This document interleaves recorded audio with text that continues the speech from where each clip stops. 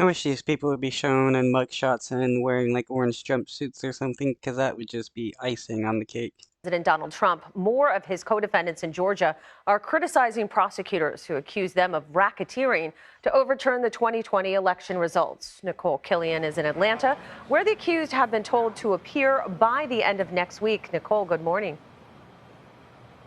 Hey, good morning to you, Wendy. And logistics are still being worked out here, but we now know that all of the defendants, including the former president, are expected to be processed at the county jail not far from here, and they can surrender at any time. Just hours after Fulton County District Attorney Fani Willis announced charges against former President Donald Trump and 18 others for their alleged efforts to overturn the 2020 election in Georgia, it is now the duty of my office to prove these charges in the indictment beyond a reasonable doubt at trial. Trump said in a social media post he'll hold a news conference next Monday that will be a complete exoneration, and he repeated false claims of election fraud in Georgia.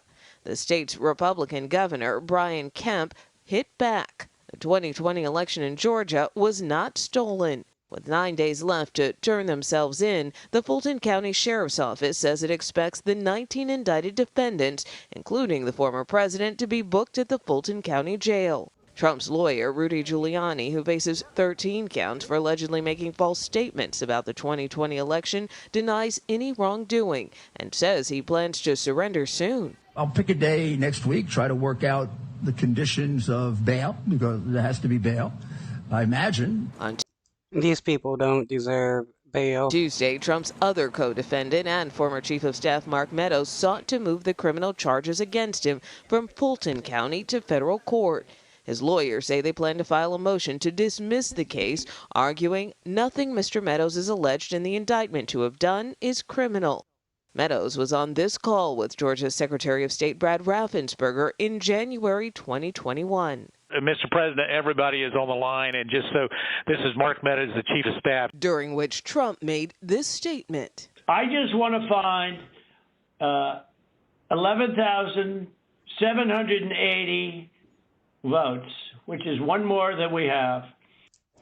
Yeah, so nothing what Trump did was illegal? Yeah, we got this phone call, which constitutes election interference. Because we won the state.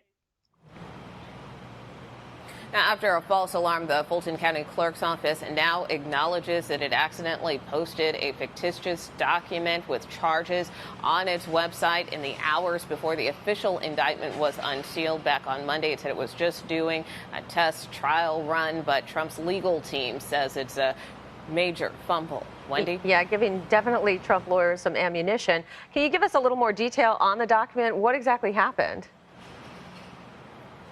Well, again, they have a system, and what the clerk's office said is, especially when they were preparing for a major indictment or dealing with a major case like this, it's not necessarily unusual that they may kind of do a test run in their system, and they argue that that is simply what the clerk was doing, and so she accidentally in that process published this document, which was caught by Reuters, which ultimately published a story about it. They immediately took it down, but at the time the clerk's office called it a fictitious document, suggesting that the media outlet had obtained it, and then yesterday they now acknowledged that it really was their mistake for releasing this prematurely, and they said that they certainly understand the confusion that everyone had given the sensitivity of this case. Right, a little bit more clarity at this point. How will this process differ from President Trump's previous arraignments? Well, what's interesting here is, this is going to be a two-pronged process potentially. So in terms of these defendants, again, they've got now 9 days to surrender. And again, they would be processed at the Fulton County Jail, but they may or may not be arraigned at that same time. It's possible it could happen together, or they could face a court appearance at a later time. So it could potentially be a two-step process for some of these defendants, but certainly notable that the processing could be at the jail. The sheriff has made clear he's going to treat everyone the same as any other defendant, but that jail is located not far from here, which could potentially pose some security challenges. It's also under investigation by the Department of Justice for poor conditions and treatment of inmates. So there's also that component to it as well, in terms of the former president potentially being processed there. All right, turning to Mark Meadows, he's attempting to get the charges against him dismissed in a federal court. What might happen next?